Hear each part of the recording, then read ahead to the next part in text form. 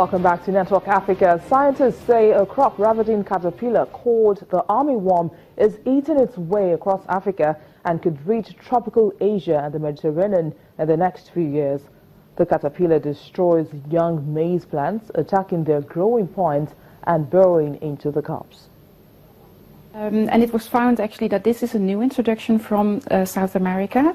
It came in, we think, through trade potentially, and it loves maize, but not only maize, also other crops. So we are extremely concerned over this problem because maize is the largest grown cereal in sub-Saharan Africa, and it's grown by smallholder farmers. So that it's extremely difficult to stop this from coming in, because with globalization of trade, we bring in goods, and with tourism, we bring in goods and stuff all over the world. So it's almost inevitable that things are brought in. What is so difficult is to find it in any consignment. They often come in as an egg mass or as a pupa, and they're very, very small and difficult to be noticed. So what is important is to know how it looks like when it comes out and how the damage looks like, so that you can react very, very early. And we think that window has been missed on this occasion.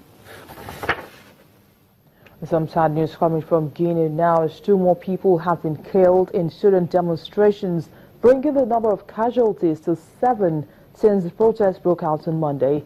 Students have been protesting in support of striking teachers who are demanding better pay. Schools across the country have not opened for several weeks due to the teachers' action. The government has, however, announced that it has reached an agreement with the main teachers' unions, which have been leading the strike. It also renewed condemnation of the violent incidents, saying the demonstrations are illegal.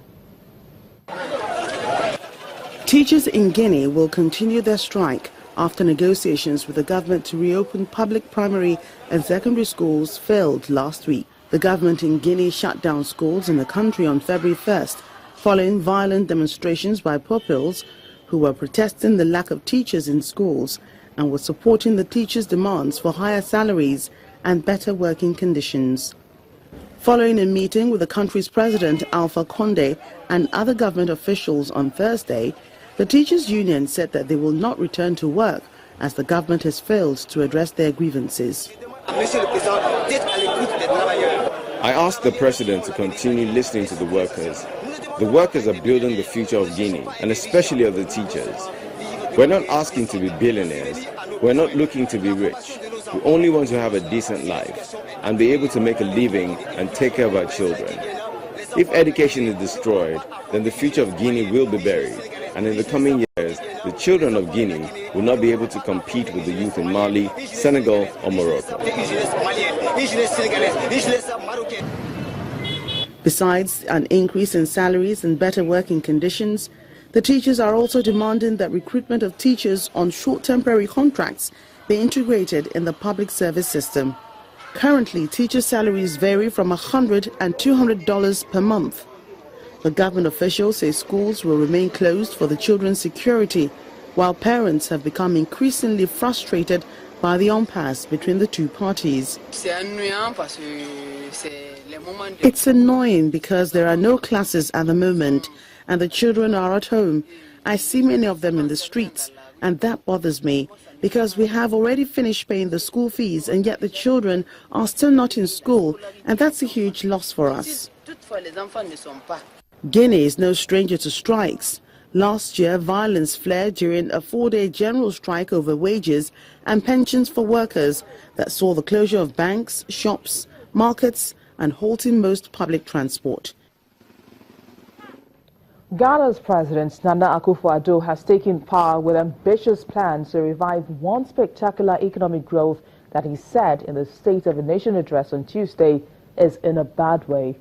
He is faced with a task to show how he will deliver on his campaign promises with a $1.6 billion hole in the budget and a deficit twice as high as expected.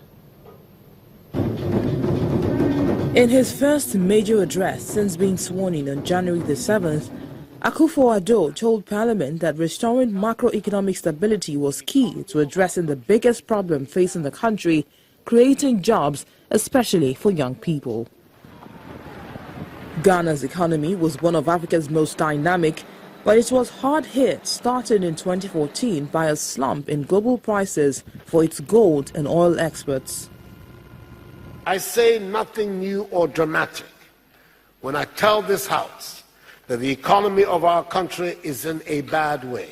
The debilitating and confidence-sapping problem that affects every home.